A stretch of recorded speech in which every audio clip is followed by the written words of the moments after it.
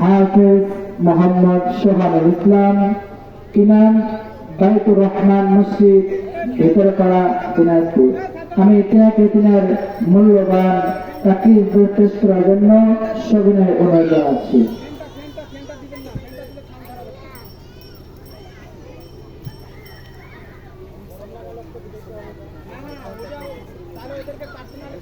السلام عليكم ورحمة الله وبركاته. إن الحمد لله نحمده ونستعينه ونستغفره ونؤمن به ونتوكل عليه ونعوذ بالله من شرور أنفسنا ومن سيئات أعمالنا. من يهده الله فلا مضل له ومن يضلل فلا هادي له، أي فلن تجد له وليا مرشدا.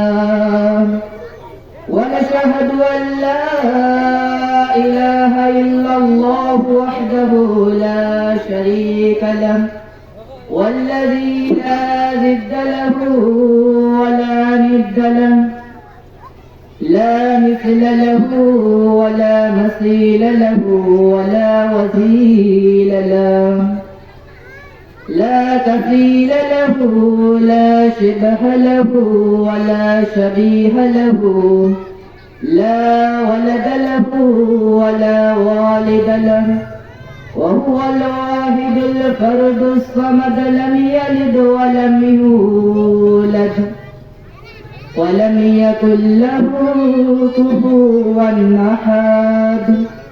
ونشهد أن سيدنا ونبينا وحبيبنا وبشيرنا ونذيرنا وطبيبنا وطبيب أرواحنا وحبيبنا وحبيب ربنا محمدا عبد الله ورسوله، أرسله بالحق بشيرا ونذيرا وداعيا بإذنه وسراجا منيرا. أما بعد، فقد قال الله تعالى في كلامه المزيد وفي فرقانه الحميد: أعوذ بالله من الشيطان الرجيم، بسم الله الرحمن الرحيم. بل هو قرآن مجيد في لوح محفوظ। কোরআনের ধ্বনি যদি বাজে হৃদয়, বসে থাকা যায় কি গো বসে থাকা যায়। আজানের ধ্বনি যদি বাজে হৃদয়, বসে থাকা যায় কি গো বসে থাকা যায়। আল্লাহর প্রেমে যেন এমন হারায়, আল্লাহর প্রেমে যেন এমন হারায়। কোরআনের ধ্বনি যদি বাজে হৃদয়, বসে থাকা যায় কি গো বসে থাকা যায়। আজানের ধ্বনি যদি বাজে হৃদয়, বসে থাকা যায় কি গো বসে থাকা যায়। আল্লাহর প্রেমে যেন এমন হারায়। বাংলাদেশের ঐতিহ্যবাহী দিনাজপুর জেলার সদর থানার অন্তর্গত খানপুর ফকিরপাড়ার যুব সমাজ আয়োজিত এবং জামে মসজিদের উদ্যোগে তৃতীয় বার্ষিক তাফসীরুল কোরআন মাহফিলের প্রধান আলোচক আন্তর্জাতিক খ্যাতিসম্পন্ন আলেমে দ্বীন হযরত মাওলানা মুহাম্মদ আব্দুল্লাহ আল আমিন সাহেব। আসুন শুরুতেই আমরা আল্লাহ রাব্বুল আলামিনের দরবারে শুকরিয়া জানাই যে আল্লাহ তাআলা আমাদেরকে এমন চমৎকার একটি পরিবেশে মহাবিশ্বের মহাবিশ্বময় মহাগ্রন্থ আল কোরআন আল কারীম থেকে কথা শুনবার জন্য পরিবেশ করে দিলেন। সেই মহান রব্বুল আলামিনের দরবারে সকলে একবার শুকর আদায় করে বলি আলহামদুলিল্লাহ। সেই সাথে সৈয়দুল মুরসালিন, খাতামুন নবীন, দয়ার নবী, মায়ার নবী, সারা বিশ্বের বিশ্ব নবী, দোজাহানের বাদশা নবী হযরত মুহাম্মদ সাল্লাল্লাহু আলাইহি ওয়াসাল্লাম, তিনার উপরে শান্তি এবং রহমত বর্ষিত হোক। সকলে বলি আল্লাহুম্মা সাল্লি আলাইহি, আল্লাহুম্মা বারিক আলাইহি। আমরা একটি কিতাবকে বন্ধু বানাবো। কিতাবটার নাম হলো আল কোরআন। এই কোরআনের নাম শুধু কোরআন নয়, বন্ধুর নাম যেমন শুধু বন্ধু হতে পারে না, বন্ধুর অনেকগুলো নাম থাকতে পারে, তেমনি ভাবে এই কোরআনে রয়েছে অনেকগুলো সুন্দর সুন্দর নাম। এই কোরআন সম্পর্কে কোরআন থেকে কোরআনের পরিচয় দেওয়ার চেষ্টা করব ইনশাআল্লাহু আলা আজিজ। এই কোরআনকে আমরা প্রথমে প্রশ্ন করি যে বন্ধু তোমার নাম কি? কোরআনকে জিজ্ঞাসা করি 1 নম্বরে, কোরআন তোমার নাম কি? কোরআন তার প্রশ্নের উত্তরে বলেন সূরা বুরুজের 21 নম্বর আয়াতে কোরআন বলতেছে বাল হুয়া কুরআনুম মাজিদ, আমার নাম হলো কোরআনে মাজিদ, আমি সম্মানিত কিতাব। এরপর এই কোরআনকে আমরা জিজ্ঞাসা করি জানলাম তোমার নাম কোরআনে মাজিদ, তুমি সম্মানিত কিতাব, তুমি এই পৃথিবীতে আসার আগে তুমি কোথায় ছিলেন, তোমার বাড়ি কোথায়? এভাবে যদি আমরা কোরআনকে প্রশ্ন করি, এই কোরআন তার নিজেই প্রশ্নের উত্তর দিতেছেন সূরা বুরুজের 22 নম্বর আয়াতে ফি লাউহিম মাহফুজ, আমার বাড়ি লাউহে মাহফুজে, আমি লাউহে মাহফুজ থেকে এসেছি। এরপর আমরা এই কোরআনকে জিজ্ঞাসা করি জানলাম তুমি লাউহে মাহফুজ থেকে এসেছো, তুমি কার কাছ থেকে এসেছো, কার পক্ষ থেকে এসেছো? এ ব্যাপারে কোরআন তার নিজেই উত্তর দিতেছেন যে এই কোরআন আমি এসেছি আল্লাহর পক্ষ থেকে, একমাত্র আল্লাহর পক্ষ থেকে এসেছি। তানজিলুম মির রাব্বিল আলামিন, আমি রব্বুল আলামিনের পক্ষ থেকে এসেছি। তাহলে এই কোরআন এসেছে রব্বুল আলামিনের পক্ষ থেকে। এরপর আমরা এই কোরআনকে জিজ্ঞাসা করি জানলাম তুমি রব্বুল আলামিনের পক্ষ থেকে এসেছো, কিন্তু কে তোমারে নিয়ে আসছে? এরপর সেই প্রশ্নের উত্তরে এই কোরআন বলতেছে নাযালা বিহিল রূহুল আমিন, আমাকে রূহুল আমিন নিয়ে আসছে, আমাকে জিবরিল আমিন নিয়ে আসছে। এখন আমরা আবার এই কোরআনকে জিজ্ঞাসা করি জানলাম তোমাকে রূহুল আমিন, জিবরিল আমিন নিয়ে আসছে, কিন্তু তুমি কার উপরে নাযিল হয়েছো? এরপরে এই কোরআন তার নিজেই উত্তর দিতেছে নুজিলা আলা মুহাম্মদ, আমি মুহাম্মদ সাল্লাল্লাহু আলাইহি ওয়াসাল্লামের উপরে নাযিল হয়েছি। সুবহানাল্লাহ। এরপর এই কোরআনকে আমরা জিজ্ঞাসা করি জানলাম যে তুমি মুহাম্মদ সাল্লাল্লাহু আলাইহি ওয়াসাল্লামের উপরে অবতীর্ণ হয়েছো, তুমি কোন ভাষায় নাযিল হয়েছো? এরপর এই কোরআনকে যদি আমরা এভাবে জিজ্ঞাসা করি কোরআন তার নিজেই প্রশ্নের উত্তর দিতেছেন বিলিসানি আরাবিয়্যিম মুবিন, আমি আরবি ভাষায় নাযিল হয়েছি। এরপর আমরা কোরআনকে আবার জিজ্ঞাসা করি যে তুমি কখন এসেছো, কোন মাসে এসেছো? আমাদের তো 12টি মাস রয়েছে, এর মধ্যে তুমি কোন মাসে এসেছো? এ ব্যাপারে কোরআন তার নিজেই উত্তর দিতেছেন সূরা বাকারার 183 নম্বর আয়াতে শাহরু রমাদান আল্লাযী উনজিলা ফীহিল কুরআন, মাহে রমজান মাসে আমি অবতীর্ণ হয়েছি। এরপর আমরা আবার এই কোরআনকে জিজ্ঞাসা করি জানলাম তুমি মাহে রমজান মাসে অবতীর্ণ হয়েছো, মাহে রমজান মাস তো 30 দিন 30 রাতের, এর মধ্যে তুমি কখন নাযিল হয়েছো? দিনে নাযিল হয়েছো নাকি না রাতে নাযিল হয়েছো? এরপর এই কোরআন তার নিজেই উত্তর দিতেছেন সূরা কদরের মধ্যে 1 নম্বর আয়াতে বলতেছেন ইন্না আনজালনাহু ফী লাইলাতিল কদর, নিশ্চয়ই আমি কদরের রাত্রিতে অবতীর্ণ হয়েছি। সুবহানাল্লাহ। তাহলে এই কোরআন অবতীর্ণ হয়েছে কদরের রাত্রিতে। এরপর আমরা কোরআনকে আবার জিজ্ঞাসা করি যে জানলাম তুমি রমজান মাসে এসেছো, লাইলাতুল কদরে এসেছো, অনেক বই পুস্তকে তো ভুল দেখা যায়, তোমার মধ্যে কি কোনো ভুল আছে নাকি? এভাবে এই কোরআনকে যদি আমরা জিজ্ঞাসা করি, কোরআন তার নিজেই উত্তর দিতেছেন সূরা বাকারার 2 নম্বর আয়াতে, যালিকাল কিতাবু লা রাইবা ফীহ, আমার মধ্যে কোনো ভুল নাই, ভুলের সন্দেহ নাই।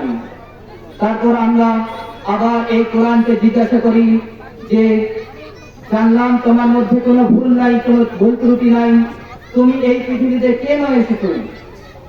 কোরআন তার প্রশ্নের আবার উত্তর দিতেছেন 2 নম্বর সূরা বাকারার 2 নম্বর আয়াতে বলতেছেন, হুদাল লিল মুত্তাকিন, আমি মুত্তাকিনদের পথ প্রদর্শন হিসেবে এসেছি, মুত্তাকিনদের গাইডলাইন হিসেবে এসেছি, মুত্তাকিনদের পথ দেখানোর জন্য এসেছি। এ ব্যাপারে এভাবে কোরআন তার নিজেই প্রশ্নের উত্তর দিতেছেন।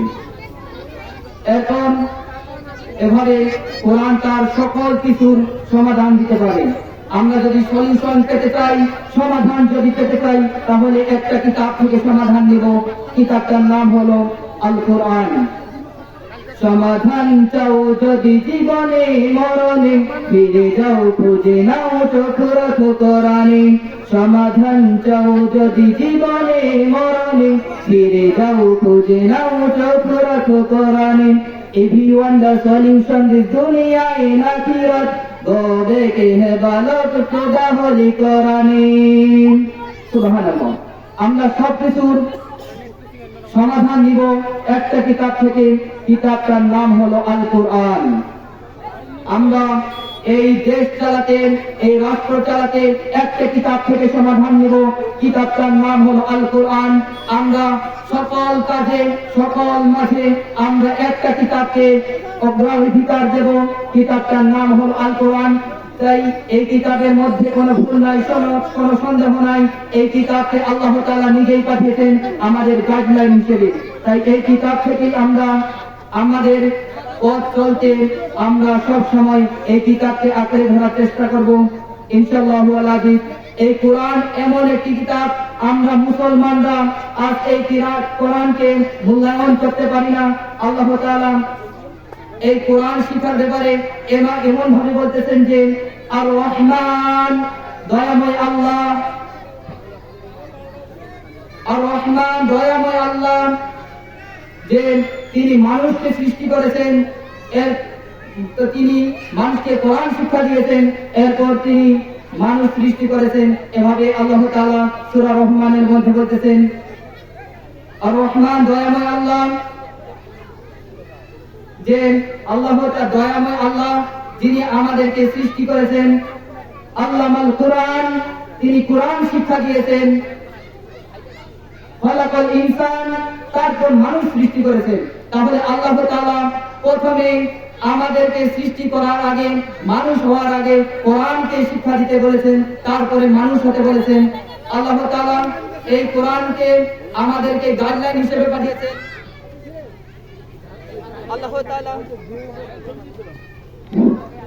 আল্লাহ তাআলা এই কিতাবকে আমাদের জন্য গাইডলাইন হিসেবে পাঠিয়েছেন। আল্লাহ তাআলা এই কিতাবকে আমাদের সকল কাজে, সকল মাঝে আমাদেরকে সমাধান হিসেবে পাঠিয়েছেন। এই কোরআন শিখার ব্যাপারে আমি বলতেছিলাম আর রহমান দয়াময় আল্লাহ, যে আমাদেরকে প্রথমে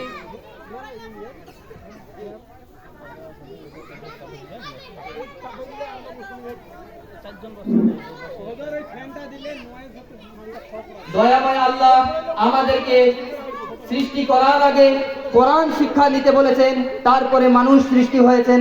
এজন্য আল্লাহ তাআলা সূরা বাকারা দিয়ে শুরু করলেন যে গাভী নামক সূরা দিয়ে তোমরা এই কোরআনের মধ্যে প্রবেশ করো, গরু হয়ে, গাভী হয়ে, তারপরে মানুষ হয়ে বের হও। নাস দিয়ে শেষ করলেন, মানুষ নামক সূরা দিয়ে আল্লাহ তাআলা শেষ করলেন যে এই কোরআনের মধ্যে তোমরা ঢুকো, গরু হয়ে, গাভী হয়ে, তারপরে বের হও তোমরা মানুষ হয়ে। এজন্য আল্লাহ তাআলা এই কোরআনের জন্য এই কোরআনকে বা দিয়ে শুরু করলেন, বিসমিল্লাহির রহমানির রহিম, বা দিয়ে শুরু করলেন, মিনাল জিন্নাতি ওয়ান নাস, সিন দিয়ে শেষ করলেন। এই কোরআনকে এর প্রথম অক্ষর আর শেষ অক্ষর যদি নেওয়া হয় তাহলে হয়ে যায় বাস।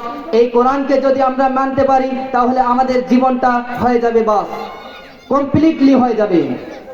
এজন্য আমরা সব কিছুর মাঝে এই কোরআনকে অগ্রাধিকার দেব, কোরআন মানতে চেষ্টা করব। এই কোরআন এমন একটি কিতাব আমরা মুসলমানরা পড়তে জানি না, মানতে জানি না। এজন্য আমাদের মাঝে এত অশান্তি, দুর্লভ নেমে আসছে। দুর্দিনে এই কোরআন আমাদের কাজে আসতেছে না, কারণ আমরা এই কোরআনকে পড়তেও পারি না, মানতেও পারি না, বুঝতেও পারি না। এই কোরআনকে যদি আমরা বুঝতে পারতাম, মানতে পারতাম, তাহলে আমাদের মাঝে কোনো ইহুদি নাসারা কথা বলতে পারত না। আমরা কোরআনকে বুঝতে পারি না। এই কোরআনকে সর্বপ্রথম যিনি বাংলায় করেছিলেন তিনি হলেন গিরিশচন্দ্র সেন, যিনি একজন হিন্দু মানুষ ছিলেন। এই হিন্দু হয়ে কোরআনকে তিনি বাংলায় রূপান্তরিত করেছেন। আবার একজন হিন্দু গায়ক কি সুন্দর করে গান লিখেছেন, যে এই কোরআনের জন্য এত সুন্দরভাবে গান লিখেছেন যে তিনি বলতেছেন, যদি আগুন লেগে ধ্বংস হয়ে যায়, ধ্বংস হয়ে যায়, যদি আগুন লেগে ধ্বংস হয়ে যায় পৃথিবীর সব বইয়ের দোকান, তবু বিশ্ব থেকে হারাবে না পবিত্র কোরআন। যদি আগুন লেগে ধ্বংস হয় পৃথিবীর সব বইয়ের দোকান, তবু বিশ্ব থেকে হারাবে না পবিত্র কোরআন। করবে কেমন কইরা ধ্বংস আগুন রতেজ, করবে কেমন কইরা ধ্বংস আগুন রতেজ, আজ বিশ্ব ভরা লক্ষ লক্ষ কোরআনের হাফেজ, আজ বিশ্ব ভরা লক্ষ লক্ষ কোরআনের হাফেজ। তারা সাফি আসমানি গ্রন্থ, তারা সাফি আসমানি গ্রন্থ বাঁচাবে ইসলামের মান, তাই বিশ্ব থেকে হারাবে না পবিত্র কোরআন, বিশ্ব থেকে হারাবে না পবিত্র কোরআন। দেখো পাকিস্তানের জিয়া মরল দুর্ঘটনায় ভাই, পাকিস্তানের জিয়া মরল দুর্ঘটনায় ভাই, তার বিমান পুড়ে ছাই হয়েছে কোরআন পুড়ে নাই, তার বিমান পুড়ে ছাই হয়েছে কোরআন পুড়ে নাই। গ্রন্থ যেমন ছিল তেমন আছে, গ্রন্থ যেমন ছিল তেমন আছে, একটি পাতাও হয়নি মেলান, তাই বিশ্ব থেকে হারাবে না পবিত্র কোরআন, বিশ্ব থেকে হারাবে না পবিত্র কোরআন। যারা কোরআন ধ্বংস করতে চায় জানে না তো তাহারা, যারা কোরআন ধ্বংস করতে চায় জানে না তাহারা, এই কোরআনের প্রতি পাতা ফেরেশতারা সদা দিচ্ছে পাহারা। আল কোরআনের নূরের জ্যোতি, আল কোরআনের নূরের বাতি, সারা জগৎ দীপ্তিমান, তাই বিশ্ব থেকে হারাবে না পবিত্র কোরআন, তাই বিশ্ব থেকে হারাবে না পবিত্র কোরআন। দেখুন একজন হিন্দু হয়ে মুসলমানদের থেকেও সুন্দরভাবে গেয়ে আমাদের মাঝে দিলেন। এই নকল কুমার একজন হিন্দু মানুষ যিনি গেয়েছেন এই গানটা, তিনি হলেন হিন্দু নকল কুমার। এত সুন্দরভাবে এই গানটা গেয়েছেন যে এত সুন্দরভাবে কোনো মুসলিমরাও গাইতে পারেন নাই। তাই এই কোরআনকে হিন্দুরা মূল্যায়ন করতে জানে, যারা এই কোরআনকে মানতে জানে, পড়তে জানে, হিন্দুরা হলেও তারা মূল্যায়ন করতে জানে। আমরা আজ মুসলমান হয়েও এই কোরআনকে মূল্যায়ন করতে পারি না। রাসূল সাল্লাল্লাহু আলাইহি ওয়াসাল্লাম বলেছেন যে এই কোরআন যারা শিখে তারা হলো সম্মানিত, তারা শ্রেষ্ঠ, আবার যারা এই কোরআনকে শিক্ষা দেয় তারাও সর্বশ্রেষ্ঠ। সুবহানাল্লাহ। তাহলে এই কিতাব এমন একটি কিতাব যে কিতাব আমরা পড়লেও শ্রেষ্ঠ হয়ে যায়, আবার যিনি পড়ায় তিনিও শ্রেষ্ঠ। এই কোরআন এমন একটি কিতাব যেই কোরআনের দিকে শুধু তাকিয়ে থাকলে আমরা সওয়াব পাই। এই কোরআনকে একটি হরফ পড়লে 10টি করে নেকি পাই। এই কোরআন এমন একটি কিতাব যেই কোরআন আমরা বুঝলে নেকি পাবো, মানলে নেকি পাবো, পড়লে নেকি পাবো, এই কোরআনের জন্য মরলেও নেকি পাবো। সুবহানাল্লাহ। এই কোরআন এমন একটি কিতাব, এই কোরআনকে আমরা তাই মানতে চেষ্টা করব। আল্লাহ তাআলা আমাদেরকে এই কোরআন বুঝার, মানার এবং তদনুযায়ী আমল করার তৌফিক দান করুক। সকলে বলি আল্লাহুম্মা আমিন। আল্লাহ তাআলা আমাদের সকলকে কোরআনের পথে থাকার আজীবন আমরণ থাকার চেষ্টা থাকুক। আল্লাহ তাআলা আমাদের সকলকেই এই কোরআনের রঙে রঙিন হওয়ার তৌফিক দান করুক। সকলে বলি আল্লাহুম্মা আমিন। আল্লাহ তাআলা আমাদের এই আজকের মাহফিলকে সুফল মণ্ডিত করুক। আল্লাহ তাআলা এই কোরআনের মাহফিলকে আমাদের জন্য নেকির একটি আমলের নিয়তে শোনার তৌফিক দান করুক। সকলে বলে আল্লাহুম্মা আমিন। এই বলে আজকের আলোচনা আমি এখানে শেষ করছি। আসসালামু আলাইকুম ওয়া রাহমাতুল্লাহ।